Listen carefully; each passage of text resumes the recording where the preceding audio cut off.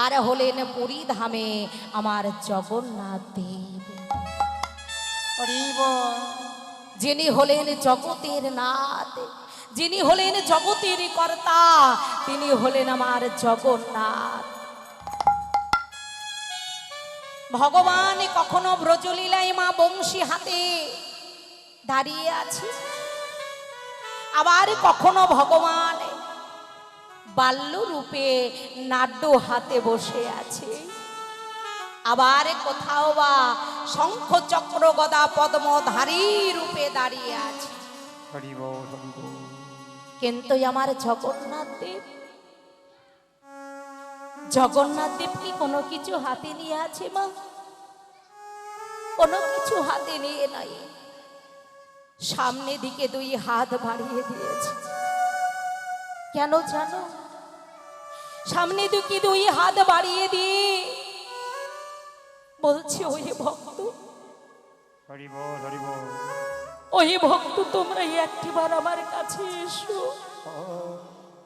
তুমি একটিবার তোমরা কাছে এলে আমি তোমাদের বক্ষ মাঝে আমার জড়িয়ে ধরবো গো। কত দয়াল ভগবান! জগন্নাথ দেব দুই হাত বাড়িয়ে ভক্তদের ডাকছে, এসো এসো ভক্ত, এসো তোমরাই আমার কাছে এসো। জগন্নাথ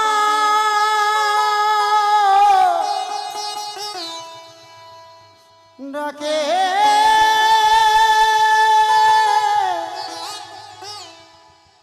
ডাকে আবার ভক্ত গণকে।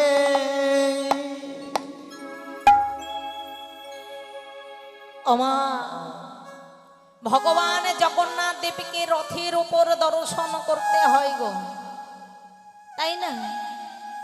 আজ যেখানে কীর্তনটা হচ্ছে এটা কিন্তু জগন্নাথ দেবের রথযাত্রায় উপলক্ষে। তা ভগবান জগন্নাথ দেবকে রথের উপরে দর্শন করতে হয়। রথ পরে বামনাং দৃষ্টা। বামন মানে কি মা? বামন কথার অর্থ কি? খাটো, তাই না? জগন্নাথ দেব তো আমার খাটো, তাই জগন্নাথ দেবকে ওই রথের উপরে দর্শন করতে হয়। শাস্ত্রী বললেন জগন্নাথ দেবকে মন প্রাণ ভক্তি দিয়ে, মনে বিশ্বাস নিয়ে যদি কেউ একটিবার ওই রথের উপরে দর্শন করে, শাস্ত্রে বললেন মা, তার আর পুনর্জন্ম হয় না। হরি বল, হরি বল। তার আর পুনর্জন্ম হয় না।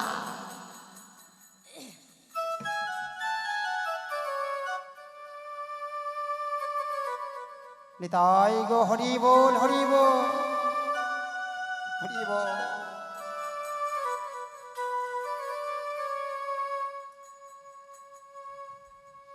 তার আর পুনর্জন্ম হয় না। আমরা সকলেই জানি যে ভগবান জগন্নাথ দেব রথে করে কোথায় যায়? তার মাসির বাড়িতে, তাই না? জগন্নাথ দেব রথের করে তার মাসির বাড়িতে যায় না গো মা। ভগবান জগন্নাথ দেব রথে করে তার মাসির বাড়িতে যান না। কোথায় যান? না তার ভক্তদের কৃপা করবার জন্য। পদকর্তা বললেন, হে জগন্নাথ দেব, হে দয়াময়, হে প্রভু, তোমাকে যারা প্রতিদিন দর্শন করে, যারা তোমাকে প্রতিদিন দর্শন করতে তোমার কাছে যায়, শাস্ত্রে নাকি আছে দয়াময় তার আর পুনর্জন্ম হয় না। কিন্তু প্রভু গো, যারা তোমায় দর্শন করতে এলো না, যারা তোমায় রথের উপরে দর্শন করতে এলো না, তাহলে তাদের গতি কি হবে? জগন্নাথ দেব বললেন, গো, যেই ভক্তরা আমায় দর্শন করতে এলো তারা তো উদ্ধার পেল, কিন্তু যারা আমায় দর্শন করতে এলো না, যারা আমায় দেখতে এলো না, তাদেরকে কৃপা করবার জন্য, তাদেরকে দেখা দেওয়ার জন্য আমি রথে করে যে ভক্তের ঘরের দরজার সম্মুখে দাঁড়াই। কত করুণাময় ভগবান দেখছো, যে ভক্ত ভগবানকে দেখবার জন্য যায় না, হরি বল ভগবান জগন্নাথ দেবে তাদেরকে দর্শন দেওয়ার জন্য ওই রথে করে চড়ে ভক্তের বাড়ির দরজার সম্মুখে দাঁড়ায়।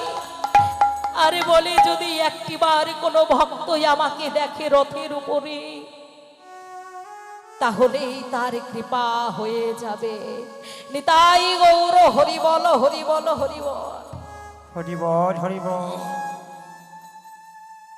তো জগন্নাথ দেবের মাসিকে জানো মা?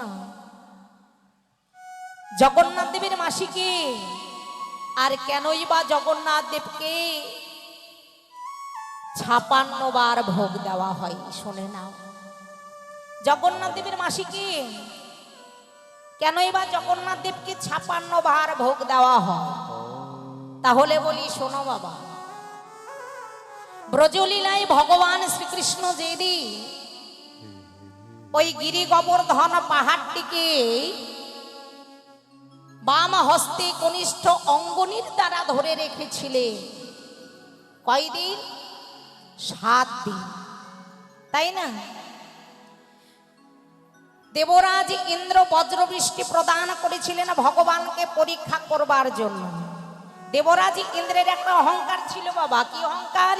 না, আমি হলাম দেবরাজ ইন্দ্র, আমি হলাম ভগবান। তা কৃষ্ণ যদি ভগবান হবে, তাহলে কেনই বা কৃষ্ণ ওই নন্দ মহারাজের বাড়িতে ওই ধেনু বৎস চড়িয়ে বেড়াচ্ছে? ও ভগবান নয়। তাই ভগবানকে পরীক্ষা করবার জন্য দেবরাজ ইন্দ্র 7 দিন বজ্র বৃষ্টি প্রদান করেছিল। হরি বল। সেই সময় ভগবান শ্রীকৃষ্ণ তার বাম হস্তে কনিষ্ঠ অঙ্গনের দ্বারা ওই গিরি গোবর্ধন পাহাড়কে ধরে রেখেছিলেন। আর ওই পাহাড়ের নিচে ব্রজবাসী ধেনু বৎস সকলেই আশ্রয় নিয়েছিলেন। যখন 7 দিন হয়ে গেল, দেবরাজ ইন্দ্র ছুটতে ছুটতে এসে আবার ভগবানের শ্রীচরণে আছাড় খেয়ে পড়লেন। প্রভু গো, আমি তোমায় বুঝতে পারিনি, আমার একটা অহংকার ছিল যে আমি ভগবান। আজ আমার অহংকার সব চূর্ণ হয়ে গেল। তাই প্রভু গো, এই যে আমার হাতে বজ্র, এই বজ্র আজ আমি তোমার শ্রীচরণে সমর্পণ করলাম। শ্রীচরণে আমি সমর্পণ করিলাম। ভগবানের শ্রীচরণে 19টি চিহ্ন আছে মা। তার মধ্যে আরো একটি চিহ্ন হলো বজ্র চিহ্ন।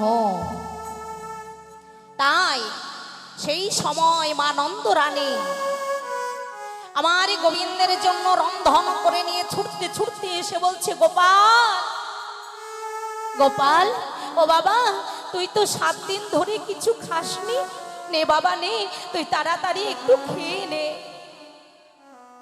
গোপাল বলছে, মা, ও মা, আমি না হয় 7 দিন খাইনি, তাই বলে কি 7 দিনের খাবার এক বেলায় খাওয়া যায়?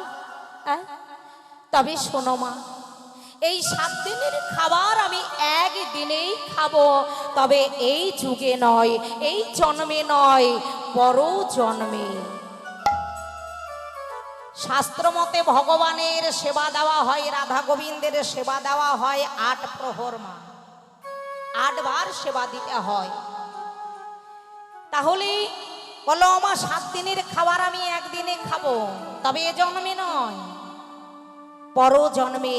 যেদিন আমি ওই পুরী ধামে জগন্নাথ হয়ে যাব, আজ তো তুমি আছো আমার মা, পর জন্মে তুমি হবে আমার মাসি, আর তোমার নাম হবে সেদিন গন্ডিচা।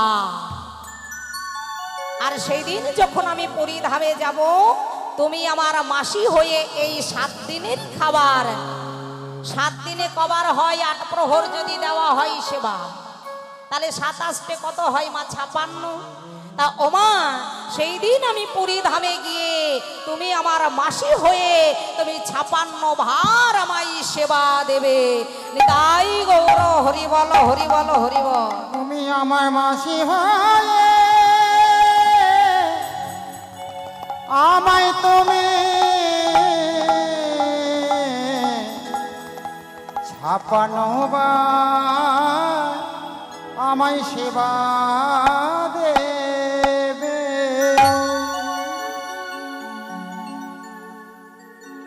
শুধু তাই নয় মা, পুরীধামে কিন্তু 6টা রথ ঘুরে, জানো? ভগবান জগন্নাথ দেবের রথ কটা জানো? 6টা। জানো তো? 6টা রথ। 3টি রথ হচ্ছে এই পারে, আর 3টি রথ হচ্ছে ওই পারে মাসির বাড়িতে। হ্যাঁ, কিন্তু আগে তো গঙ্গা ছিল, এখনো গঙ্গা নেই। গঙ্গা ছিল তোমার, তো রথে করে জগন্নাথ দেবকে গঙ্গা পর্যন্ত নিয়ে যাওয়া হতো। ওটা নৌকাতে পার হয়ে আবার গঙ্গা ঘাট থেকে আবার 3টি রথে করে তাকে মাসির বাড়িতে নিয়ে যাওয়া হতো। তাই ভগবান জগন্নাথ দেবের হলো মা 6টা রথ। তাই চলুন আমরা একবার সেই জগন্নাথ দেবের দড়ি টেনে মানব জনমটাকে আমরা ধন্য করি। জয় রাধে, জয় রাধে। তাহলে চলুন সকলেই যাই, মনের আনন্দে একটু রথযাত্রায় উপলক্ষে আমরা দড়ি টানবো। জয় রাধে। রথের দড়ি টানবি যদিয়া,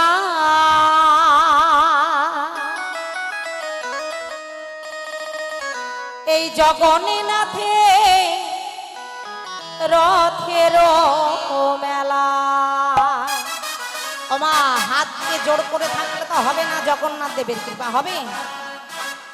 একটু সকলেই মনের আনন্দে হাতে করতালি দিয়ে জয় ধ্বনি দিয়ে, কেমন? রথের দড়ি টানবি যদিয়া, এই আষাঢ় মাসের রথের মেলায় দড়ি টানবি যদিয়া,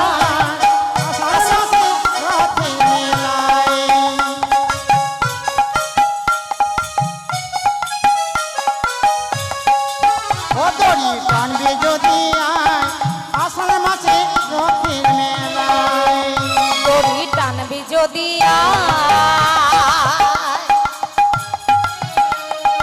জগন্নাথের রথের মেলা। হরি বল, হরি বল, হরি বল। জগন্নাথের রথের মেলায়, হরি বল, হরি বল।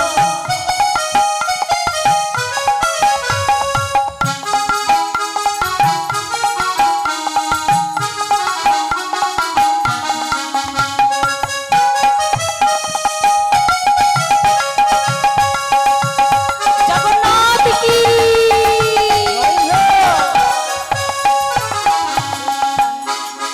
দড়ি টানবি যদিয়া, আষাঢ় মাসের রথের মেলা। দড়ি টানবে যদি আষাঢ় মাসে রথের মেলায়, এ দড়ি টানলে জ্বালা যাই তোরে, শেষে পাই জগন্নাথ চরণ, জগন্নাথ চরণ। হরি বল।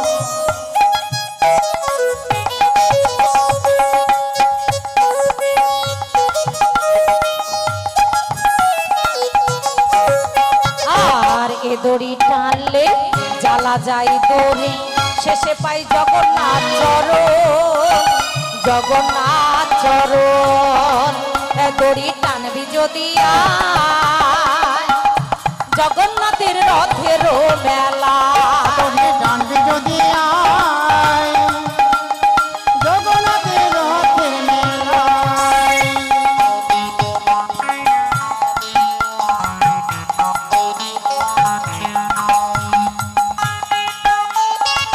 হরি বল, হরি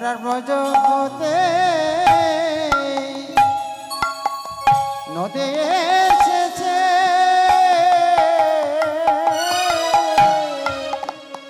ভগবান যেদিন ওই ব্রজটিকে ছেড়ে নদিয়ায় এলেন মা, সেই দিন হতে এই কলির জীবই বড় ধন্য। শাস্ত্রে বললেন মা, ভগবান যে ব্রজ ছেড়ে নদিয়ায় এলেন তার দুটো কারণ আছে। কি না, একটি হলো মা অন্তরঙ্গ কারণ, আর অপরটি হলো বহিরঙ্গ কারণ। হরি বল হরি বল। তাই অন্তরঙ্গ কারণে প্রভু করেন রসাস্বাদন, রসিয়া সাদন, আর বহিরঙ্গ কারণে প্রভু করে আমার হরি নাম সংকীর্তন। বহিরঙ্গ লইয়া করে ওরে আমি হরি নাম সংকীর্তন। অন্তরঙ্গ ভক্ত নিয়ে প্রভু আমার করেন রসাস্বাদন। অন্তরঙ্গ ভক্ত আমার ভগবানের কয়জন ছিল গো? 24.5 জন। সেই 24.5 জন ভক্তকে নিয়ে প্রভু আমার শ্রীবাসীর আঙিনায় ঘরের দরজা বন্ধ করে গৌর হরি আমার রস আস্বাদন করতেন। আর বহিরঙ্গ ভক্ত নিয়ে প্রভু করেন আমার রস হরি নাম সংকীর্তন, যেটা আজ আমরা আস্বাদন করছি। প্রভু আমার প্রতিজ্ঞা করেছিলেন কি না, রাম আদি অবতারে ক্রোধে নানা অস্ত্র ধরে অসুরের করেছি সংহার, আর এবেই অস্ত্র না ধরিব প্রাণী কাউর না মারিব, হরি নামে চিত্ত শুদ্ধি করাবো সবাকার। ওই নামে চিত্ত শক্তি করাবো সমান।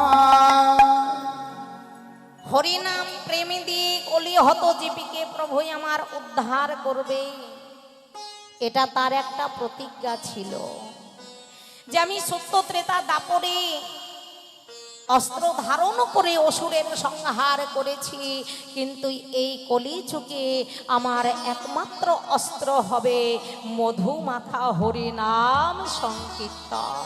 হরি বল হরি বল হরি বল। এই হরিনাম দিয়ে আমি কলিহত জীবিকে উদ্ধার করব।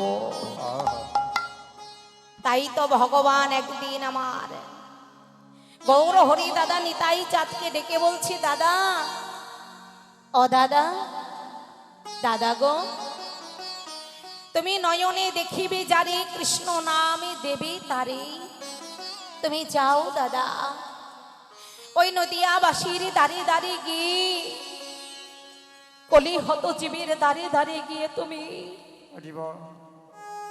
হরিনাম প্রেম দিয়ে কলিহত জীবকে উদ্ধার করো। যাও দাদা যাও, তুমি কলিহত জীবকে হরিনামে প্রেম দিয়ে উদ্ধার করো। দাদা নিতাই চাঁদ বললেন, ওরে ভাই নিমাই, আমি তো কলিহত জীবকে হরিনামে দিতে যাব, কিন্তু আমি তাকে নয়নে দেখলাম হরিনামে দিলাম, কিন্তু কলিহত জীবী যদি নাম গ্রহণ করতে না চাই তারপর আমি কি করব ভাই? ও দাদা, কলিহত জীবীকে দেখার পরে যদি কলিহত জীবী নাম গ্রহণ করতে না চাই, তুমি কি করবে জানো দাদা? ও দাদা, তুমি কি করবে জানো? ও গো, যে না চাইবে নাম নিতে,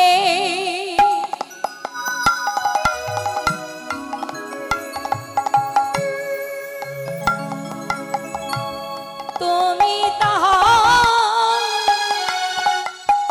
ধরবে হাতে, যেন চাইবি নাম নিতে,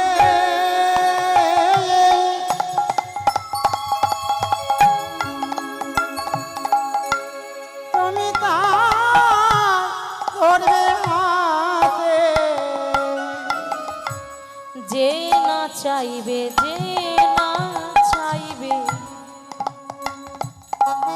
এই নামে নিতে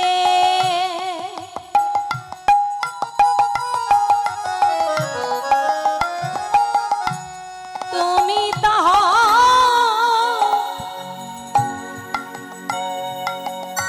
দাদা গো ধরবে হাতে যে না চাইবে তোমার নাম নিতে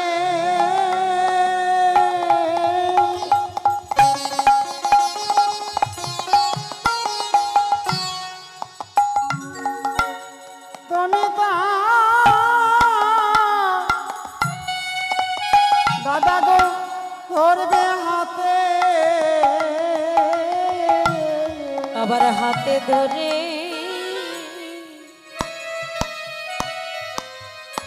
তুমি বলবে হরি তুমি হাতে ধরে হরিব ধরিব তুমি বলবে হরি জীবের হাতে ধরে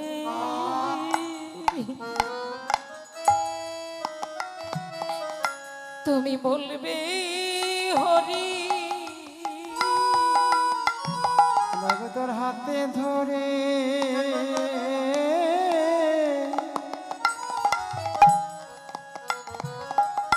বলবে হরি বলবে হরিয়া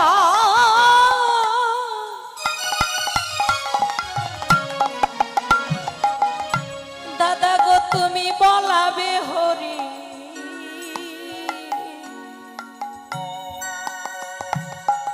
জীবের হাতে ধরে হরিব হরিব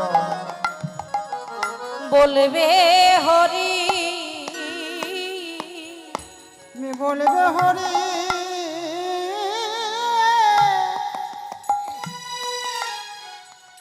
তুমি বলাবে জীবের হাতে ধরে বলবে হরি তুমি বলবে হরি বলাবে হরি জীবের হাতে ধরে বলবে হরি তুমি বলবে হরি বলাবে হরি জীবের হাতে ধরে বলবে হরি বলবে হরি বলাবে হরি বলবে হরি বলবে হরি বলাবে হরি জীবের হাতে ধরে বলবে হরি হরি দেখো হাতে ধরে বলবে হরি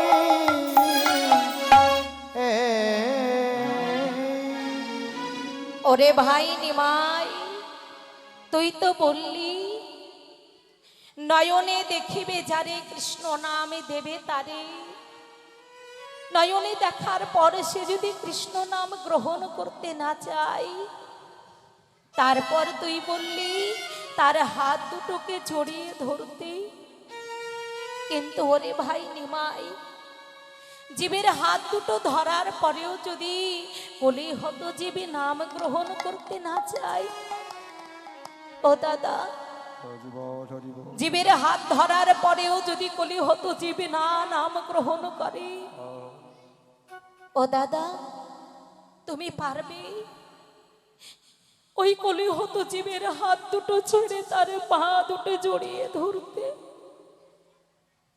দাদা গো জীবের হাত দুটো ছেড়ে কলি হতো জীবের চরণ দুইখানি তুমি জড়িয়ে ধরতে পারবে তো কলি হতো জীবের যখন তুমি চরণ দুটো জড়িয়ে ধরে একবার বলবে যে ওই কলি হতো জীবে তোমার পাপে তাপে পূর্ব জন্মের সঞ্চিত পাপে তাপ যা আছে সব আমি আমার দেহে গ্রহণ করে নিলাম যখন তুমি এই কথা বলবে দাদা তার মনের শুদ্ধতা প্রকাশ পাবে আর লালসা তখন হরি বলবার জন্য আদেশ করবে হরি বল হরি বল যেই ভগবান কলিহত জীবকে উদ্ধার করবে বলে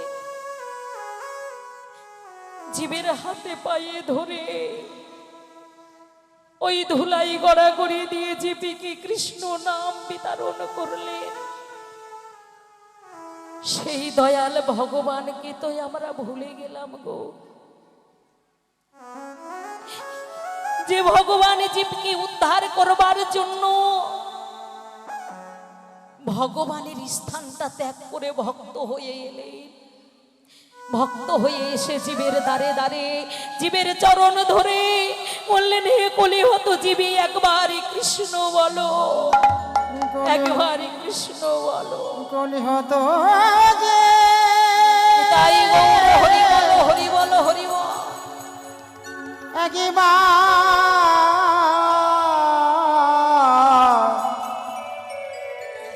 মুখে হরি বলো, বলো, বলো, বলো,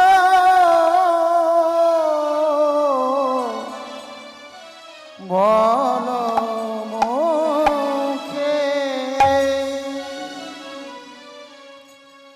ও মা, ভগবান আমার জীবকে শিক্ষা দেওয়ার জন্য বিভিন্ন রূপ ধারণ করে বিভিন্ন রূপে এই কলিহত জীবকে শিক্ষা দেওয়ার জন্য এলে,